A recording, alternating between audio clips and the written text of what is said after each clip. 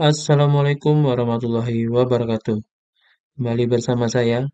Pada kesempatan kali ini, saya akan sharing bagaimana cara mendaftar P3K untuk guru pada formasi tahun 2024. Mari saksikan videonya. Pertama-tama, silakan eh, buka dulu situs sscasnbkn.go.id.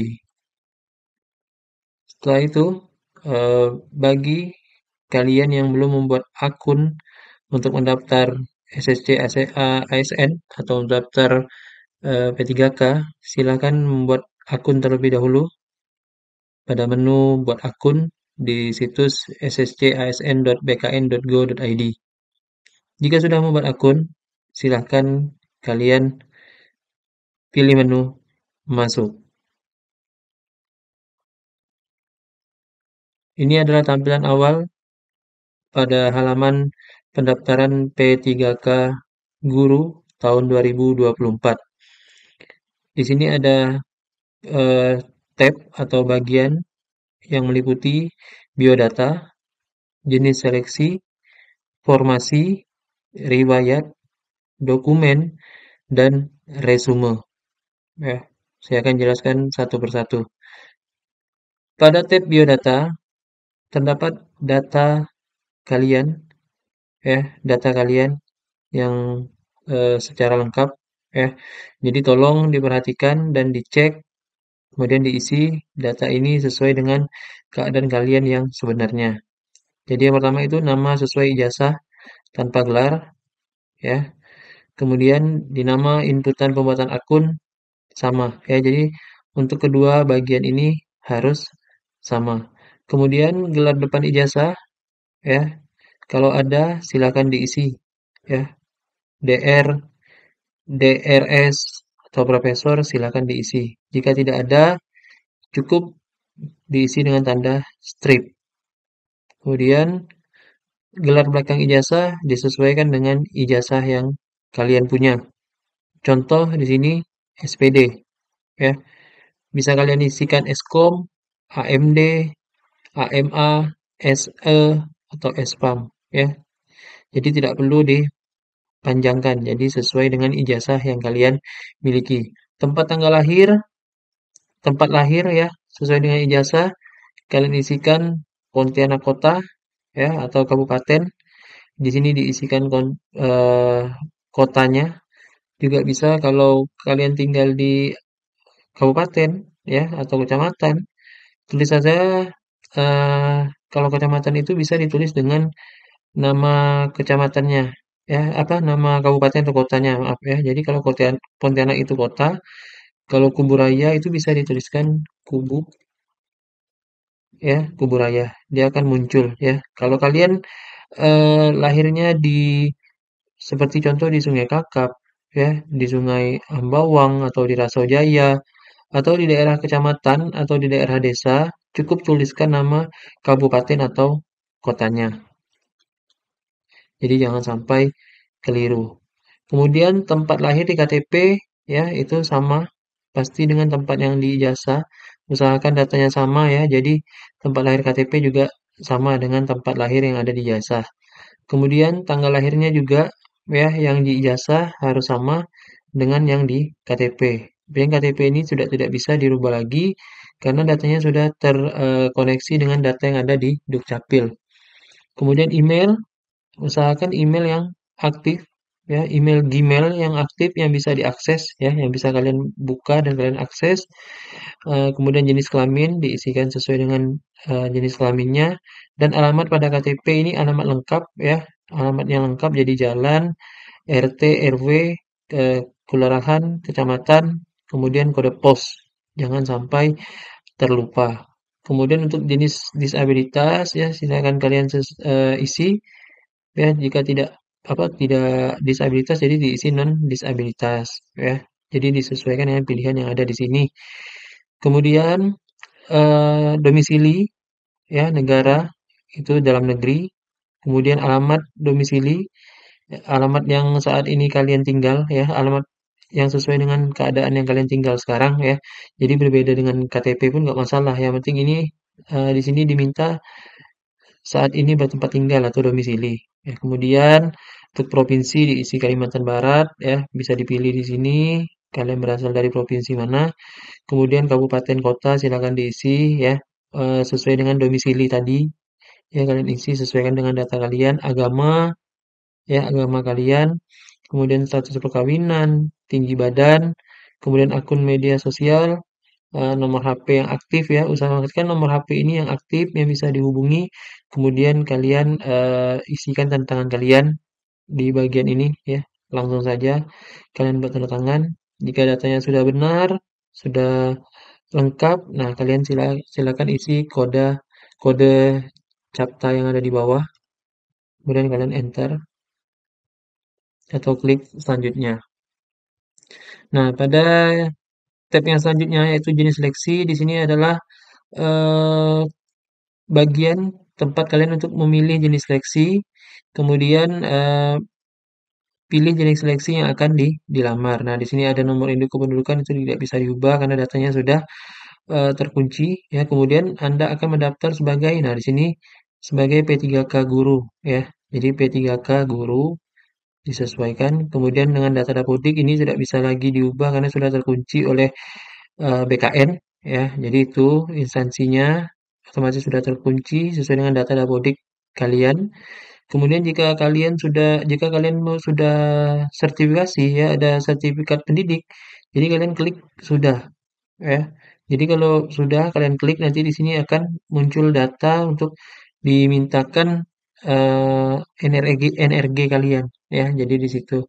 Kemudian pendidikan disesuaikan dengan ijazah yang kalian miliki ya. Di sini dia ada dua ya pendidikannya, yaitu S1 PAUD dan D4 PAUD itu pilihan pendidikannya.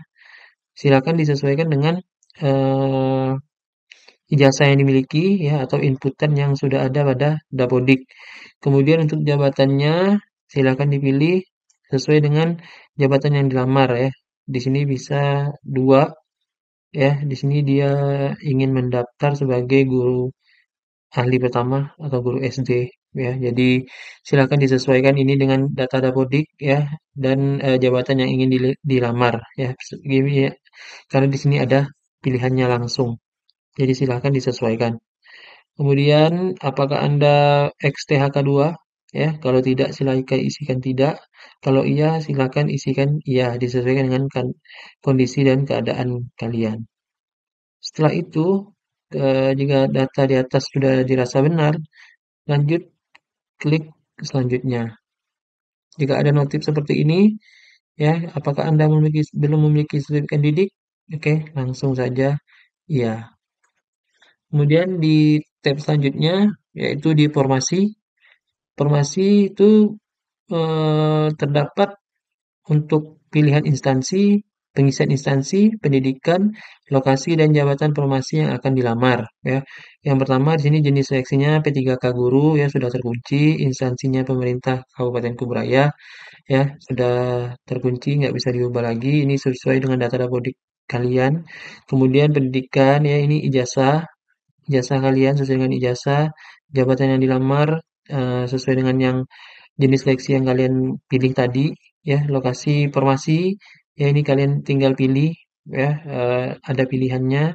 Kemudian lokasi ujiannya di dalam negeri, lokasi tesnya di BKN Provinsi Kalimantan Barat ya karena ini di Pontianak. Untuk lokasi formasi ini sekolah ya, sekolahnya tidak muncul, tetapi di sini hanya muncul Dinas Pendidikan dan Kebudayaan karena penempatan di sini kita belum tahu di mana. Jadi kalau lulus nanti kita belum tahu di mana penempatan kita. Yang jelas nanti di sini dipilih saja eh, pemerintah kabupaten atau pemerintah kota, yaitu Dinas Pendidikan dan Kebudayaan. Kemudian nomor ijazah, silakan isikan nomor ijazah yang ada pada ijazah kalian dan tahun lulusnya kapan. Kemudian untuk tanggal ijazah ya, tanggal pada ijazah diisikan sesuai dengan yang ada di ijazah kalian dan nama sekolah atau perguruan tinggi kalian. Jika datanya sudah dirasa benar, silakan isi kode CAPTCHA-nya kembali. dan klik selanjutnya. Kemudian untuk tab selanjutnya yaitu pengisian riwayat ya. Jadi kalian silakan isi riwayat yang diperlukan ya pada bagian ini ya. Jadi yang pertama itu deskripsi diri. Kalian silakan ceritakan kalian itu mengajar di mana, latar belakang kalian ya, apa motivasi kalian dan apa cita-cita kalian, silakan tulis maksimal 3.000 karakter. Ya, 3.000 karakter berarti 3.000 huruf ya di situ. Jadi kalian ceritakan semuanya di deskripsi diri. Kemudian yang selanjutnya riwayat pendidikan, ya riwayat pendidikan ini kalian tambahkan riwayat pendidikan dari SD sampai sarjana atau S1 ya atau S2. Jadi kalian SD ya masukkan di mana nama sekolahnya, nomor ijazahnya, tanggal ijazah, tahun masuk, dan tahun lulus. Ya, jadi kalian tambahkan riwayat pendidikan kalian secara lengkap ya dari SD, SMP, SMA, S1 ataupun S2 dan isikan datanya dengan benar. Kemudian riwayat pekerjaan ya itu kalau untuk P3K guru itu kalian masukkan SK awal mengajar ya dan SK akhir mengajar ya. Jadi di sini diisikan SK awalnya, kemudian diisikan SK akhirnya ya. Dan untuk format riwayat kerja ini biasanya ada di pengumuman masing-masing instansi tiap-tiap daerah ya. Jadi bisa dilihat formatnya seperti apa ya. Yang jelas di format ini menjelaskan tentang riwayat pekerjaan dan ditandatangani oleh kepala sekolah biasanya atau kepala dinas. Ya, jadi silakan diisikan datanya dengan benar. Kemudian riwayat organisasi jika tidak ada silakan dilewatkan. Kemudian riwayat kursus jika tidak ada silakan dilewatkan. Kemudian riwayat penulisan ilmiah kalau tidak ada silakan dilewatkan. Kalau riwayat organisasi, organisasinya silakan disebutkan apa organisasinya seperti organisasi misal PGRI ya, jabatannya apa, tanggal mulainya kapan, selesainya kapan, tempatnya di mana, dan siapa pemimpin organisasinya, silakan isikan datanya dengan benar. Kemudian, jika data di sini sudah dirasa benar dan lengkap, nah silakan klik tombol selanjutnya.